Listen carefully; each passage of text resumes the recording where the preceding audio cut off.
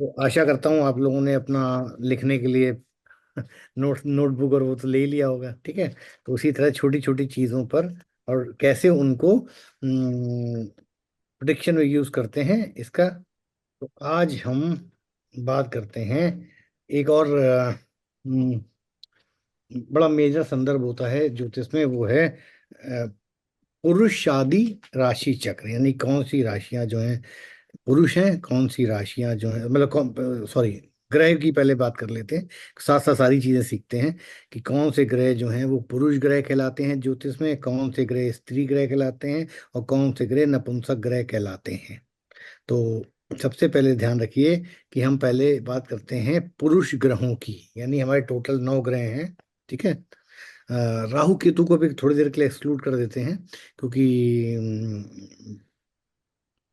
पंच तारा ग्रह यानी दो हमारे ल्यूमिनरी हैं, और पंच तारा ग्रह यानी कि 5 ग्रह, और यानी टोटल 7 ग्रहों की परिकल्पना भी ज्योतिष में की जाती है। बाद में 2 छाया ग्रह जोड़ के उसको 9 कर दिया जाता है। ठीक है, तो अभी हम पहले मेजर प्लैनेट छाया ग्रह को छोड़ के ये समझने का प्रयास करते हैं कि जो मेजर हमारे 2 ल्यूमिनरी और पंच तारा ग्रह, जिसमें कि वो उन 7 ग्रहों में उनके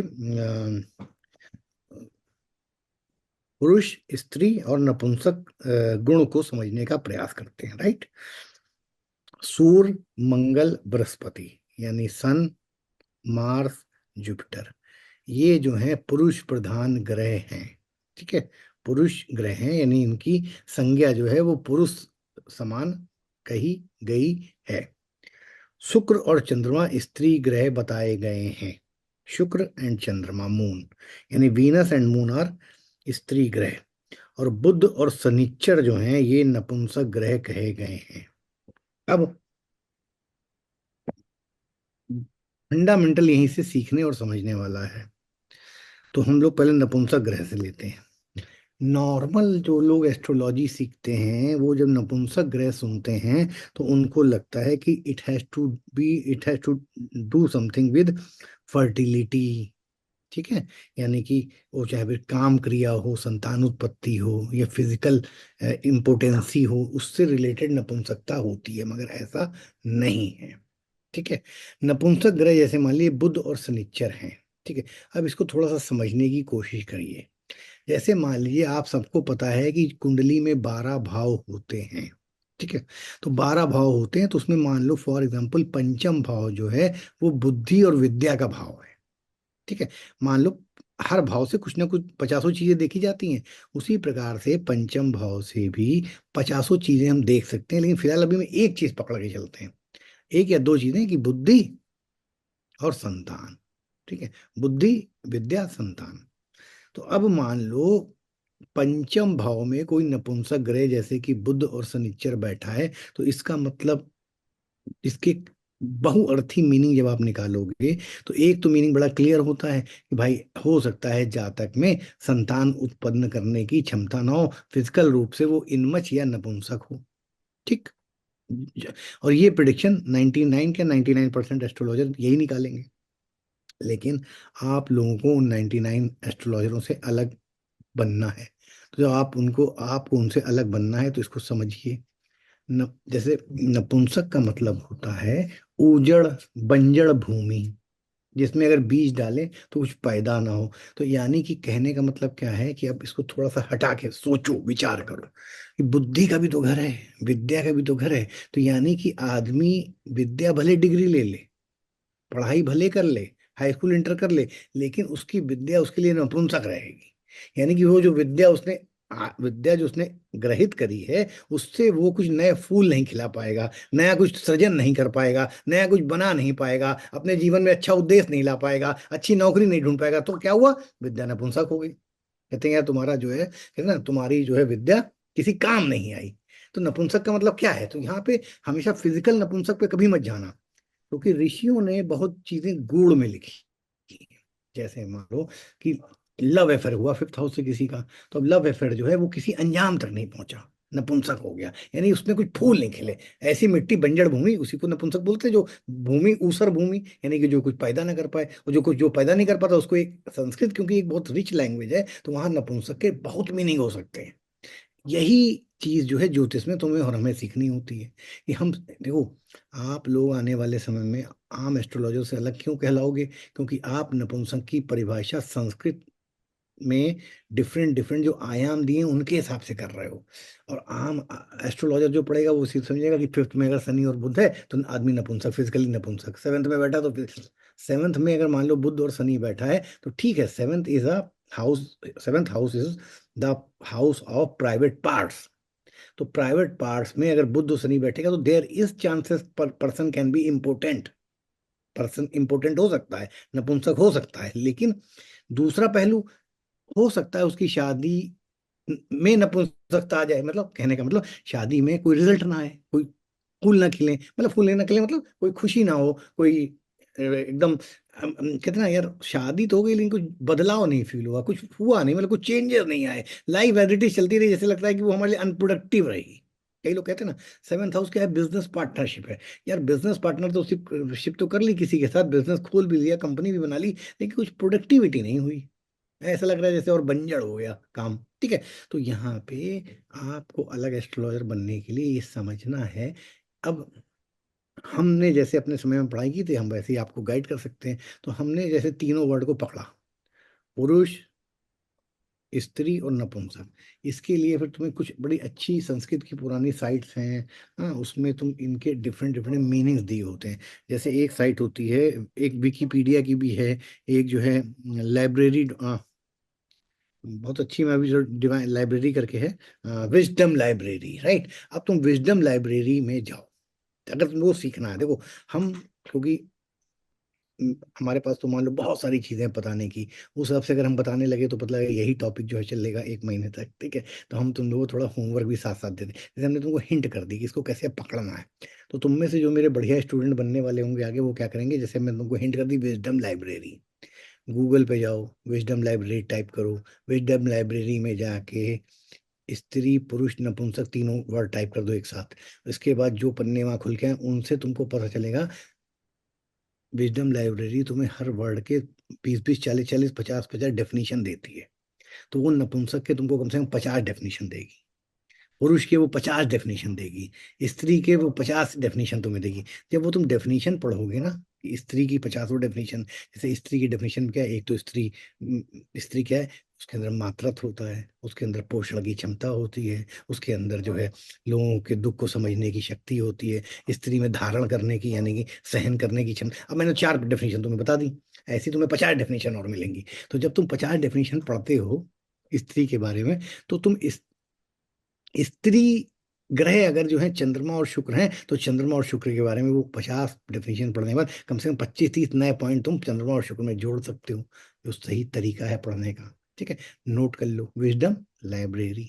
ठीक है, जाना ढूंढना विजडम लाइब्रेरी, जब भी कुछ ना समझ में आए। जैसे हमने हमने जब संस्कृत, क्योंकि बहुत रिच लैंग्वेज है ना, तो उसमें एक एक वर्ड के 10-10 मीनिंग होते हैं। तो जब तुम्हें ऐसा कुछ फंसो तो विजडम लाइब्रेरी में जाके सारी डेफिनेशन पढ़ते थे, जैसे रजस, तमस, सतगुण, रजगुण, सतगुण, तमगुण डाला विजडम लाइब्रेरी। जो भी ना समझ में आए हिंदी संस्कृत में, तो उससे क्या होता है, वहां पे उसमें कई तरह की डेफिनेशन तुम्हें मिल जाएंगी उस वर्ड की, शास्त्रों में अलग अलग रेफरेंस में। उसके बाद फिर तुमको जिंदगी में कोई स्त्री ग्रह, चंद्रमा और शुक्र के बारे में कुछ पूछेगा तो तुम्हारे पास कम से कम 10 दृष्टिकोण होंगे बताने के कि स्त्री गुणों का, स्त्री गुण का मतलब जैसे स्त्री जो है धारण करती है, अब ये एक गुण है। तो यानी कहीं पर भी अगर मान लो फिफ्थ हाउस में चंद्रमा और शुक्र होगा तो वहां पे तुम्हें धारण करने की क्षमता होगी, क्योंकि स्त्री अपने गर्भ में क्या करती है, बीज धारण करती है। तो यानी कि जब भी तो स्त्री का सबसे बड़ा गुण क्या हो गया कि उसके अंदर धारण करने की क्षमता, और धारण करने के बाद उसको एक नए रूप में परिवर्तन करने की क्षमता है। अब इसको तुम्हें पकड़ना है, खाली स्त्री ग्रह रट के क्या कर लो, कुछ नहीं कर पाओगे। लेकिन जब स्त्री के गुण समझोगे तो फिर तुम चंद्रमा और शुक्र के जितने बढ़िया प्रिडिक्शन निकाल पाओगे उतने कोई नहीं निकाल पाएगा। जैसे तुमको पता है, यानी कि चंद्रमा और शुक्र के रिसेप्टर है अकल्ट की नॉलेज, कोई भी नॉलेज, फुटबॉल की नॉलेज, क्रिकेट की नॉलेज, संगीत की, यानी ये जो है चीजों को रिसिप्ट करते हैं, अपने पास रखते हैं, उनको अपना खून पसीना पिलाते हैं। मतलब जैसे जैसे स्त्री बच्चे को पेट में रख के अपना खून, अंश वंश सब देती है, फिर उसको डेवलप करती है और फिर समाज को प्रस्तुत करती है। ये गुण पकड़ना है, इनडायरेक्ट जो छुपा हुआ है इसमें। जो कोई लिखा कहीं नहीं होगा। तो मैं क्या पकड़ना है इसको, देखो मैं मेरे साथ एस्ट्रोलॉजी कर रहे हो तो एक बात हमेशा ध्यान रखना, हम तुमको एस्ट्रोलॉजी मल्टी डायमेंशनल लेवल पे जो ऋषि वाकई में चाहते थे जिस तरह सिखाना उस तरह सिखाते हैं, हमारा कोई कमर्शियल वाला इतना मैटर है नहीं। तो अब ये तो हमने जैसे तुम्हें एक पहलू बताया, तो अब तुमको अगर शुक्र और चंद्रमा के स्त्री गुण के बारे में जानना है तो तुमको सबसे पहले हमारे वेद पुराण की फिलॉसफी वेदांग में स्त्री तत्व क्या है, स्त्री के गुण क्या हैं, स्त्री के धर्म क्या हैं, स्त्री की जिम्मेदारियां क्या हैं, मर्यादाएं क्या हैं, ये सब आना चाहिए। जब तुम ये सब जान लोगे तो तुम उसको जहां चंद्रमा और शुक्र में लगाओगे तुम्हारे हाथ में रिजल्ट होगा प्रिडिक्शन का। गेटिंग माई पॉइंट और नॉट? ठीक है। तो नीरज जोशी भैया अनम्यूट हो जरा 1 मिनट के लिए, तो हम उनसे जरा कुछ वार्तालाप कर लें। इतनी देर जो समझाया उसमें उनको क्या समझ में आया नीरज भाई आपको? नीरज भैया अनम्यूट होइए अगर हो सकते हैं। चलो, हो सकता है वो बिजी हूँ, फिर बाद में उनको हम अनम्यूट कर लेंगे। तो अभी ऋषभ तुमको समझ में आया कि कैसे इस हाँ क्वालिटी हाँ से यूज करना? हाँ ऋषभ जी आप आ गए? हाँ। हेलो। जी सर। हाँ ऋषभ कह रहे हैं। नीरज भैया आगे आप ऋषभ तो की तो आवाज आ रही है, नीरज की नहीं आ रही है शायद।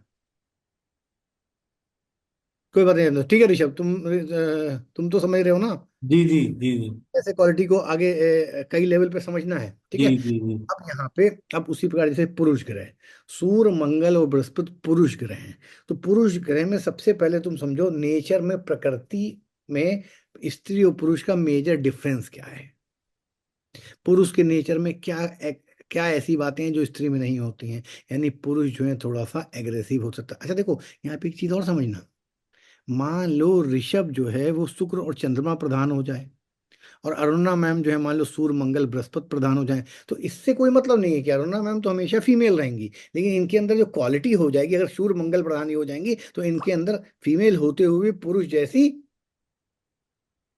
क्वालिटीज आ जाएंगी। और जैसे हम वृष वृष लग्न के हैं, ठीक है, तो वृष लग्न मान लो शुक्र की लग्न है स्त्री, तो हम भले पुरुष हैं लेकिन फिर भी जैसे हमारे अंदर केयरिंग का नेचर है, हम चाहते हैं अपने हाथ से अपने बच्चों को खाना बना के खिलाएं, तो हमारे अंदर जो मदरली वाला नरिशमेंट वाला जो फीमेल वाले गुण है वो भी बहुत विद्यमान है। हम चीज़ों को बहुत अच्छा सजा भी लेते हैं, खाना खुद हम अपने हाथ से बना लेते हैं। तो यहाँ पे इससे मतलब नहीं है कि अगर हमारे अंदर मान लो फीमेल प्लेनेट है तो हमसे फिर किसी का दर्द नहीं देखा जाएगा। कोई दुखी आएगा तो होंगे कैसे यार, चलो यार, जैसे माँ फीमेल मतलब चंद्रमा और शिव मतलब माँ, चंद्रमा माँ, तो मतलब फीमेल का जो एक बेसिक नेचर है कि यार चलो यार, जैसे अन्नपूर्णा या जिन भी देवी के बारे में तुम पढ़ते हो तो क्या उनका नेचर है, चलो यार ग्रांट करो, बच्चे हैं हमारे सब बच्चे। तो भले हम यहाँ पे कहने का मतलब, भले एक फीमेल जो है मेल की तरह, मेल वाले प्लांट अगर उसके एक्टिवेटेड होंगे तो वो फीमेल रहते हुए भी मेल गुणों से परिपूर्ण होगी, हम मेल होते हुए भी फीमेल गुणों से परिपूर्ण होंगे।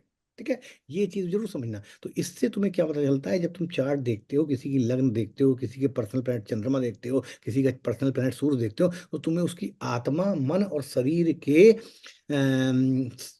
सोशियो साइकोलॉजी पता चलती है। ये जो है नेचर से पुरुष प्रधान नेचर रखता है या ये जो है स्त्री प्रधान नेचर रखता है, अब इसके लिए समझ लो मेनली तीन चार चार प्लैनेट मेन होते हैं। लग्न, लग्नेश, सूर्य और चंद्र, ये चार पर्सनल प्लैनेट होते हैं। लग्न का मतलब होता है लग्न की डिग्री किस नक्षत्र में है, किस राशि के, किस किस पॉइंट पे है। जैसे मान लो एरिस में लग्न जो है 0 से लेके 30 डिग्री तक कुछ भी लग्न हो सकती है, तो 0 से लेके 13-20 तक अश्विनी में होगा, 13-20 से 26-40 भरणी में होगा, और 26-40 से 30 वो खैर आगे की चीज है। लेकिन मेरा कहने का मतलब कुंडली में चार सेंसिटिव पॉइंट होते हैं, चार सेंसिटिव पॉइंट होते हैं। लग्न, लग्नेश यानी लग्न का लॉर्ड कहाँ बैठा है, चंद्रमा और sun, these are called the personal planet. तो अब चार में से अगर मान लो तीन तुम्हारे जो हैं पुरुष राशि में या पुरुष ग्रह वहां पे विद्यमान है तो तुम्हारे अंदर पुरुषत्व बढ़ जाएगा। पुरुष गुण, पुरुषत्व मतलब रहोगी तुम फीमेल, जैसे रजिया सुल्तान, इंदिरा गांधी, अब ये कोई, ठीक है थी फीमेल, सब उन्होंने बच्चे भी पैदा किए, सब किया, लेकिन कहीं ना कहीं उनके इरादे, उनके एग्रेशन, उनका चीजों को कॉन्कर करने का तरीका, दैट वाज इक्विवेलेंट टू पुरुष, जो कि पुरुष ग्रहों में नेचर होता। तो यहाँ पे इससे कोई मतलब नहीं है, स्त्री का शरीर उन्हें प्राप्त है लेकिन वो इरादे से मेल ग्रहों से डोमिनेटेड है, तो उनकी साइकोलॉजी, उनकी आत्मा, उनका शरीर, उनकी सोचने की capacity will be like a male, right. उसी प्रकार एक फीमेल प्लैनेट है, मान लो, ठीक है, कोई बात नहीं, सारी सारी बातें हैं। वो भले मेल हो, लेकिन बच्चों को प्रति भावना, बच्चों को केयर टेकिंग, खाना सबको मिला कि नहीं मिला, जैसे माँ का रोल क्या होता है या फीमेल प्लेनेट का रोल क्या है। जैसे अब तुम, अब इसका एक सबसे अच्छा एग्जांपल है, ज्योतिष तुम्हें सीखना है, हम तुम्हें एग्जांपल देते हैं, तुम 1 सेकंड में फीमेल की क्वालिटी को समझ लोगे। ये बताओ, धरती को बाप क्यों नहीं कहते हैं, धरती माँ क्यों कहते हैं? सोचो और इसका जवाब हमें दो, एक एक करके, सब लोग, जितने लोग यहाँ मौजूद हो। वाई धरती इज कॉल्ड धरती माँ, नॉट धरती बाप? क्यों नहीं कहते, सोचो। तो सारा सारा इस श्लोक में जो पढ़ाया है सब क्लियर हो जाएगा। चलो, कोई वाइल्ड गेस, अरुणा मैम? जी सर, क्योंकि सबसे पहले तो वही है कि धरती पोषण करती है। हम वेरी, जैसे भी हैं बच्चे, हम जैसे भी जितना मर्जी परेशान कर ले, जितना मर्जी हल जोत लें या कुछ भी कर लें, वो तब भी हमें मतलब हमें एक्सेप्ट ही कर रही है धरती। क्यों? और सारे रिसोर्सेज भी मिल रहे हैं वहीं से ही। बिल्कुल, के जिस प्रकार जैसे नस से कॉर्ड से बच्चा कनेक्टेड होता है, तो उसको हाँ का पोषण नरिशमेंट मिलता है। भले हम लोग डायरेक्टली कोई विजिबल कॉर्ड से ना जुड़े हुए हों, लेकिन आज हाँ हम लोग जो खाते हैं पीते हैं, भाई पृथ्वी से पानी यहाँ रुकता है, फिर वो एवापोरेट करता है, फिर बादलों में बन के, वो एक साइकिल तो है ही। तो सब समझ लो, तो इसलिए धरती जो है इस हमारी माँ की तरह पोषण करती है। ठीक है। अब तो बस, यानी धरती में धारण करने के भी गुण हैं, क्षमता है, पोषण के भी गुण हैं, और लाख उसके ऊपर तुम उसके साथ बहुत जब बुरा मान जाती है, तब केदारनाथ जैसी बाढ़ आती है, अदरवाइज नहीं आती है। ठीक है। नहीं। कि तुम जी। शोषण कर डालोगे तो एक अलग मैटर है। तो यहाँ पे बस यही चीज तुम्हें समझनी है। तो अब हम, तुम लोग जाना विजडम लाइब्रेरी में, पुरुष, ऐसे अगर पुरुष थे ना भी मिले तो डालना पुरुष गुण, स्त्री गुण, नपुंसकता के मतलब गुण, ऐसे कुछ एक दो कीवर्ड अपने पास से भी दिमाग लगाना, तो तुमको समझ में आएगा कि क्या होता है। अब जैसे नपुंसक की ही बात कर लेती हूँ, तो नपुंसक का तो एक तो सिंपल मीनिंग हो गया कि जो है लेकिन साथ में यहाँ पे क्या है, अब नपुंसक ग्रह तभी तक नपुंसक है, जैसे मान लो एक नपुंसक है, ठीक है, यानी कि उसके पास कुछ भी करने की क्षमता नहीं है, यानी तो इस, अब देखो इसके पीछे कितना बड़ा ऋषियों ने इशारा छुपा के दिया है। यानी कि शनि और बुध जो हैं अपने आप से नहीं करते हैं, वो प्रकृति के किसी कानून से बंधे हैं। यानी वो खुद कुछ तब तक नहीं करेंगे जब तक या तो कोई फीमेल या मेल प्लेनेट उनके साथ बैठ के उनको ट्रिगर ना करे। अगर फीमेल प्लेनेट बैठेगा तो वो जो है उस फीमेल प्लेनेट की तरह, क्योंकि वो नपुंसक है, तो वो अपना पूरा जो साथ में आएगा उसका जैसा असर देंगे। और वही इनके साथ अगर मेल प्लेनेट बैठ जाएगा तो ये मेल प्लेनेट जैसे बन जाएंगे। क्यों? क्योंकि ये नपुंसक है। भाई नपुंसक आदमी के पास स्त्री और पुरुष दोनों के 50-50% गुण है, मान लो, या मान लो कोई गुण नहीं है, तो जिसके साथ वो जो वैसे से बैठेगा वैसे ही बिहेव कर लेगा। तो यानी शनि और बुध जो है उनकी अपनी क्वालिटी, ठीक है, शनि की अपनी इंडिविजुअल, अच्छा शनि को यहाँ पे नपुंसक क्यों कहा गया है पहले समझ लो। क्योंकि शनि जो है वो नपुंसक, वो वो क्या करता है, शनि सोचो क्या है, शनि जो है वो जो है तुम्हारे किए हुए कर्मों का तुमको दंड या फल देता है। तो जब वो उसमें कुछ घटा नहीं सकता है, बढ़ा नहीं सकता है, उसको तो खाली बस एक रिकॉर्ड को चेक करना है कि तुमने 50 बदमाशियां की हैं तो 50 दंड तुम्हें दे दिया ना, वो 51 कर सकता है ना 49 कर सकता है। तो इसका मतलब उसके हाथ में क्या है, वो तो कर्म से बंधा हुआ है। यानी शनि को तो सिर्फ आपके रिकॉर्ड को पढ़ के दंड देना है, उसका अपना कोई रोल नहीं है। उसको तो खाली वो जो उसको जो रोल दिया गया है उस रोल को करना है। तो खैर यहाँ पे कई सारे और भी आगे जब हम पढ़ेंगे डिटेल में शनि को, तो और भी सारे पहलू निकालेंगे, लेकिन मोटा मोटा यहाँ पे ये समझ लो, शनि और बुध जो है ये जिस प्लेनेट के साथ बैठते हैं उसकी भी क्वालिटी लेके उसके जैसा बिहेव करते हैं। बुध के बारे में तो बहुत क्लियर कहा गया है ये बात। बुध को, जैसे बुध को कई एस्ट्रोलॉजी में क्या बोलते हैं, थाली का बैंगन, यानी कि इधर भी लुढ़क जाएगा। मान लो एक तरफ माँ खड़ी है एक तरफ बाप है, तो जब कभी माँ की तरफ लुढ़क जाएगा कभी बाप की तरफ लुढ़क जाएगा, कहने का मतलब कभी मेल कभी फीमेल, वो बदलता रहता है डिपेंडिंग अपॉन द, उसके ऊपर कैसी एस्पेक्ट या क्या किस तरह की उसके साथ युति हो रही है। राइट। तो अभी आप लोगों को एक छोटा सा कॉन्सेप्ट है, बड़ा छोटा सा। और पुरुष में क्या है, पुरुष में आगे बढ़ के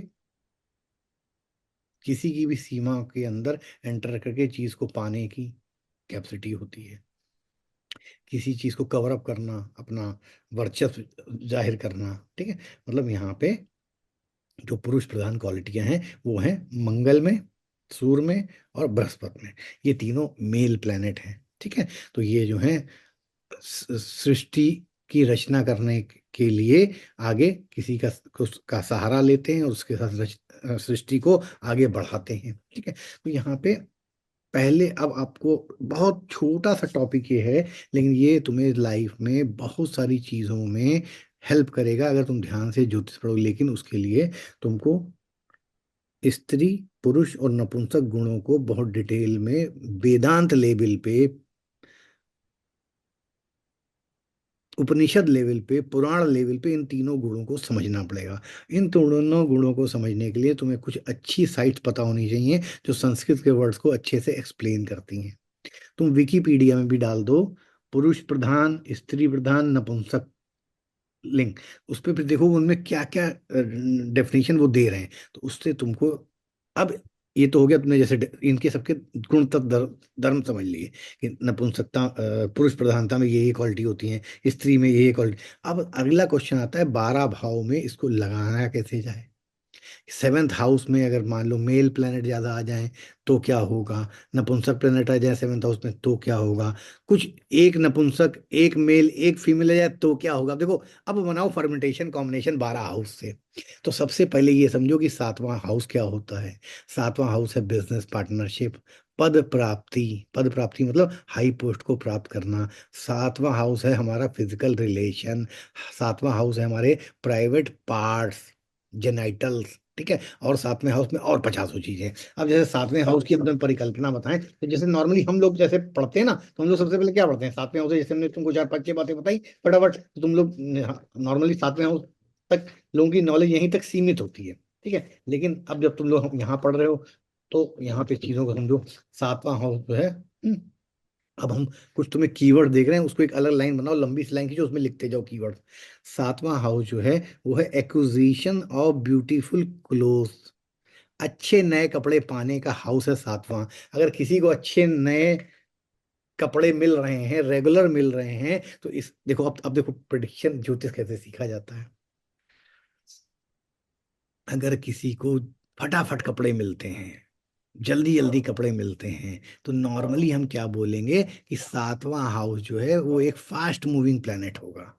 क्योंकि सातवां हाउस अगर कपड़ा दे रहा है, बार बार किसी को नए नए कपड़े मिल रहे हैं चौथे पांचवें आठवें दिन, 10वें दिन, तो फिर एक फास्ट मूविंग प्लेनेट अगर सेवंथ लॉर्ड होगा, तभी तो वो बार बार जो है हर चौथे पांचवें छठे दिन जो है सेवंथ हाउस से ट्राइन में आएगा, कभी स्क्वायर में आएगा, कभी सेवंथ से ऊपर से गुजरेगा, सेवंथ के सामने से गुजरेगा तो सेवंथ पे दृष्टि डालेगा, तो सेवंथ को एक्टिवेट करेगा। जैसे सबसे ज्यादा तेजी से कौन भागता है, चंद्रमा। 30 दिन में पूरा सर्कल कवर कर लेता है। तो जब वो 12 राशियां 30 दिन में कवर करता है, तो कभी वो सेवंथ के ऊपर से गुजरेगा, कभी वो सेवंथ के ट्राइन यानी 11th में और थर्ड में होगा। ये ट्राइन समझती हैं अरुणा मैम? हाँ, नहीं सर। समझ गया था कि हम बोल तो रहे कि आप समझ नहीं पाओगे। अच्छा, तुम तो समझते हो ना कि ट्राइन में आएगा तो कैसे। ट्राइन सर 159 होता है। अरे भाई, वो 159 तो ट्राइन होता है, लेकिन सेवंथ का ट्राइन कौन सा होगा। अब आज हमने बोर्ड नहीं लिया, रुको पहले हम बोर्ड लगा रहे हैं, एक सेकंड रुको। 12 12 ऐसे 12। तो 12, रुको एक मिनट अभी।